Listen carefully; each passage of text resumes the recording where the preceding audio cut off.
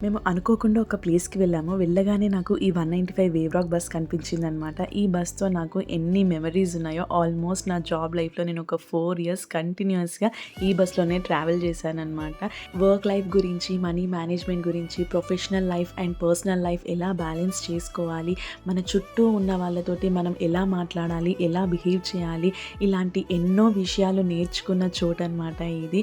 నా first job నేను ఇక్కడే చేశాను. ఇక్కడ నేను నేర్చుకున్న విషయాలు అన్నీ ఇలా ఒక్కసారి నా కళ్ళ ముందు కనిపించాయన్నమాట. ఈ బిల్డింగ్‌ని చూడగానే నేను ఎంత ఎమోషనల్ అయిపోయానో. ఒక్కసారిగా నా కొలీగ్స్ అందరూ గుర్తొచ్చారు. I miss you all. Job అనేది ఒక రెస్పాన్సిబిలిటీ. ఇలా ఒక రెస్పాన్సిబిలిటీ మనం తీసుకున్నప్పుడే వాట్ ఈజ్ లైఫ్ అనేది అర్థమవుతుంది. నా వర్క్ ప్లేస్‌కి వెళ్ళగానే ఇలా నాకు అన్ని విషయాలు గుర్తొచ్చాయి. ఇంతకీ మేము ఎందుకు వెళ్ళాము అంటే మా కోడలికి ఒక చిన్న ప్యాకేజ్ ఇవ్వాల్సింది ఉండే. అందుకని తను వర్క్ చేస్తున్న ఆఫీస్‌కి వెళ్ళి తనకి ప్యాకేజ్ ఇచ్చేసాము.